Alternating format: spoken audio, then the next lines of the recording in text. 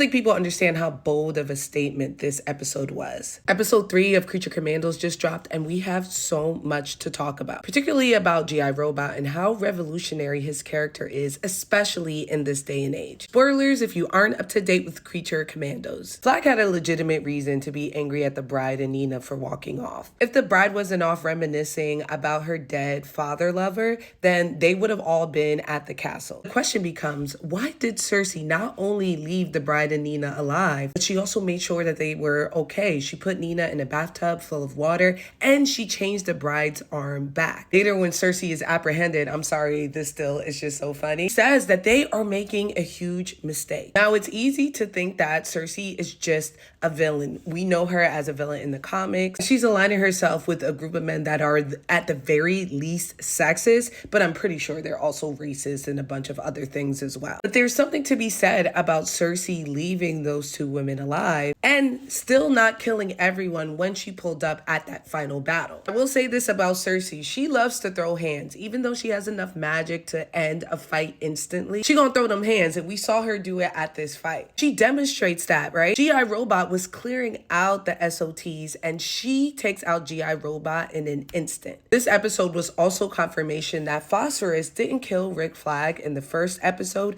because he didn't want to. He was cutting through those SOTs like butter. This especially brutal scene showcased just how powerful this man is, but also how durable Cersei is. She took that to the face, and honestly, I think this burn will heal. This was also the first time that I saw a weasel be outwardly violent and feral. And truth be told, it was a little scary. We've seen him attack things. Normally, it feels like a dog attacking something, and in this case, it seemed like he actually had intention to harm Cersei. And it freaked me out, I'm not gonna lie. Let's get to the star of the show. John Gunn is doing such an excellent job in his voice acting. Every line delivery that I got from G.I. Robot made me wonder whether or not he has a personality. Yes, it's clear that he was created just to kill Nazis, and that's the only thing that he wants to do. We also see him have human connections with people. He has wishes, desires. I think he actually saw this man as his friend, in the same way that he feels like Nina is his friend. When he's on that propaganda tour and he accuses the audience of being Nazis, I took it as a joke. Because if he actually was suspicious of them being Nazis, he would have pressed them or killed them. We saw him shoot Jenga pieces earlier. This is also the scene where we see a scientist talking to, I believe, the commanding officer,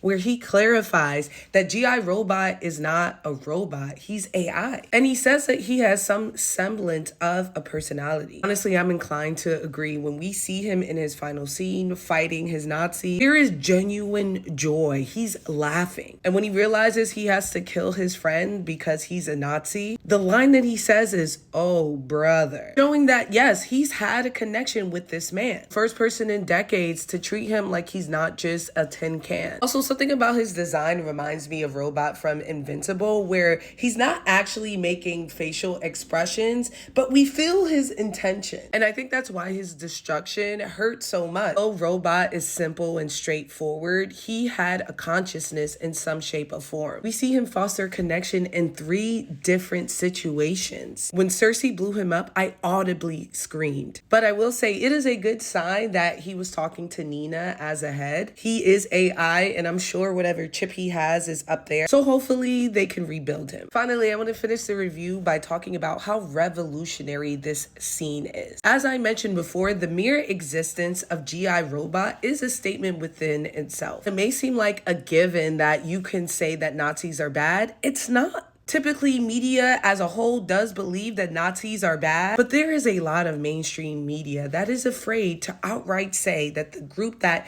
our protagonists are fighting are Nazis. This video may get demonetized just for me using the word. They normally give them a different name that's very similar, and they include the iconography so that we can infer that they're Nazis. They never actually acknowledge what this vague ethnocentric group is. Not only in this show do they say Nazis outright. But then they have GI robots start killing neo-Nazis that are clearly an identifying group of this time. They even go so far as to have Robot connect with this neo-Nazi who's the only person who's shown him compassion in the last decade. And while we can hear the dog whistles because we're on social media and we watch TV, Robot cannot. And the second he knew what it was, he stood on business. Y'all, in about 20 or 30 years, there are going to be media analysts analyzing this media and talking about what a bold statement it is for this episode to be out, especially with our current climate. Call me a glazer if you want.